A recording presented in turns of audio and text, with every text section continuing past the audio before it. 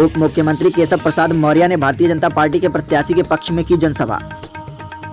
आपको बता दें, उत्तर प्रदेश के जनपद उन्नाव की 162 विधानसभा बांगरमऊ में पूर्व विधायक कुलदीप सिंह सेंगर के जेल जाने के बाद यहां आगामी 3 नवंबर को उपचुनाव होना है। उसी क्रम में आज भारतीय जनता पार्टी के प्रत्याशी श्रीकांत कटियार के पक्ष में प्रदेश के उप मुख्यमंत्री केशव प्रसाद मौर्य ने जनपद के आला अधिकारियों व विधायकों के साथ चुनावी जनसभा की। चुनावी जनसभा को संबोधित करते हुए क्षेत्रवासियों को विश्वास दिलाते हुए कहा कि बांगरमऊ क्षेत्र के विकास में कभी कमी नहीं होने दी जाएगी और साथ में ही जनता को सरकार द्वारा किए गए विकास कार्यों के बारे में भी बताया। उन्होंने बांगरमऊ क्षेत्रवासियों से भारतीय जनता पार्टी के प्रत्याशी को 3 नवंबर को होने वाले चुनाव में भारी बहुमत से जिताने की अपील भी की। उप मुख्यमंत्री केशव प्रसाद मौर्य के साथ मंच पर मंचासीन कैबिनेट मंत्री ब्रजेश पाठक, राज्य मंत्री मोहसिन रजा, जिला पंचायत अध्यक्ष संगीता सिंह सेंगर के अलावा जनपद के विधायकों के साथ जिला अधिकारी उन्नाव, पुलिस अधीक्षक उन्नाव आदि लोग उपस्थित रहे। उन्नाव बांगरमऊ से मुकुल गौड़ के साथ ललित कुमार की खास रिपोर्ट। हर खबर सबसे पहले। नौजवान, माता, बहन, बुजुर्ग ये तय कर लिया है कि नहीं, मेरा प्रधानमंत्री मोदी है और मोदी ही रहेगा। तो सारे विरोधी मिलकर लोग करते थे क्या? धारा की दूसरी पारी के पहले साल में धारा 370 विदा हो गई। श्री राम जन्मभूमि आंदोलन में बहुत योगदान है जिले का आपके। यावत क्षेत्र कहलाता है और उस आंदोलन में अनेक प्रकार के संघर्ष और बलिदान, जेल की यातनाएं तक सहने वाले अनेक लोग हैं यहाँ पर। आज इस बात का गर्व है, हमारी आपकी आंखों के सामने श्री रामलला की जन्मभूमि पर भव्य मंदिर का निर्माण शुरू हो गया है। अगर आपने कमल न खिलाया होता, मोदी जी के नेतृत्व में दूसरी बार भारतीय जनता पार्टी की सरकार नहीं बनाया होता, तो क्या श्री राम जन्मभूमि मंदिर निर्माण का जो मुकदमा चल रहा था, इस देश की सर्वोच्च अदालत डे टू डे सुनवाई करके उसका फैसला सुनाती क्या? यह सब क्यों हुआ? आपके कारण हुआ। मैं आप सब लोगों से यहां पर यह कहने के लिए आया हूं कि सपा बसपा कांग्रेस कुशासन के प्रतीक, भ्रष्टाचार के प्रतीक है। अराजक फैट बना पूरे प्रदेश में दौड़ने का काम किया। जो समाजवादी पार्टी का झंडा लगा करके किसी की जमीन पे डंडा गाड़ दे तो पुलिस भी उनकी सुनती थी क्या? सपा की सरकार में मुझे बताओ, कोई सुनने वाला नहीं था। लेकिन आज उत्तर प्रदेश के अंदर किसी गुंडा, किसी अपराधी, किसी माफिया की औकात है क्या कि किसी गरीब के, किसी किसान के, किसी व्यापारी के जमीन पे आकर के कब्जा करने का प्रयास करे? आज जनता भय, उसमें जनता भयभीत थी, इस आज के समय में अपराधी भयभीत। आज अपराधी भयभीत। ये आप सबके आशीर्वाद का प्रताप है।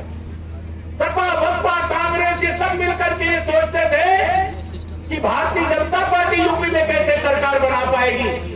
लेकिन जब मोदी जी के दीवाने प्रदेश की जनता ने 2014 को 2017 में दोहरा करके 325 विधायक बना करके उत्तर प्रदेश के इतिहास की सबसे बड़ी विजय दे दिया।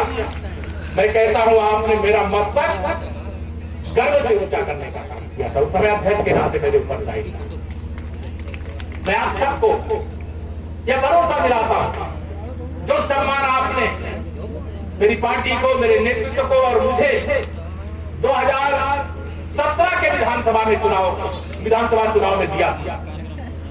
अभी मेरा यहाँ 2017 और 22 के बीच का जो कार्यकाल है वो बकाया, जो आशीर्वाद आपने 17 में दिया था वो आशीर्वाद एक बार फिर से श्रीकांत कटियार जी को देने का काम आप सब लोग करेंगे।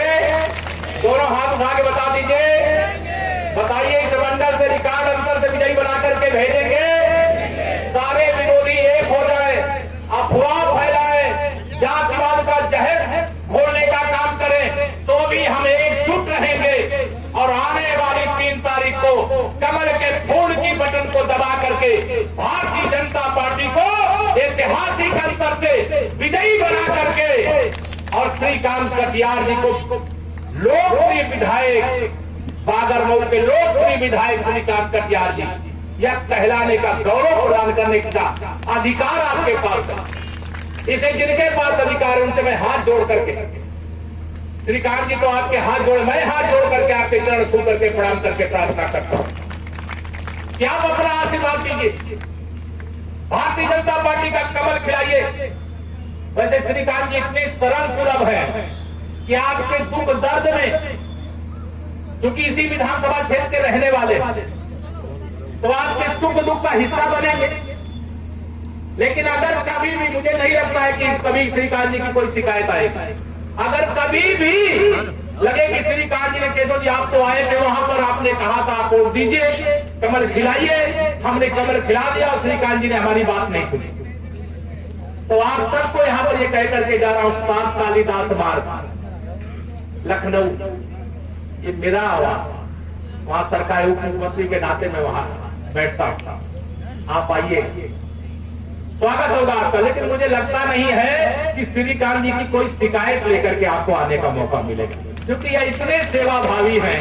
मैंने इनके अध्यक्षीय कार्यकाल को देखा और विधायकी के कार्यकाल को आप सब देखने का जो अवसर है, उसको आप एक अवसर दीजिए, थोड़े समय का विषय है, और जब 2022 आएगा आपको परखने का मौका है कि नहीं, बताइए।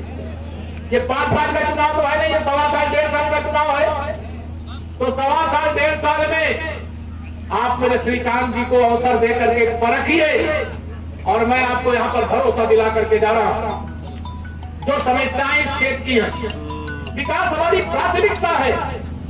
जमीनी स्थितियों से श्रीकांत कटियार जी परिचित हैं, जो समस्या लेकर के आएंगे उस समस्या के समाधान में एक दिन की भी देरी नहीं होने देंगे, चाहे दिल्ली से और चाहे लखनऊ के खजाने से। क्षेत्र के विकास के लिए जो भी आवश्यकता होगी, इस क्षेत्र की जनता के जीवन में खुशहाली लाने के लिए जो भी आवश्यकता होगी, इस क्षेत्र के नौजवानों के जीवन में जो भी रोजगार के अवसर खड़े करने की आवश्यकता होगी, जितना किया जाए।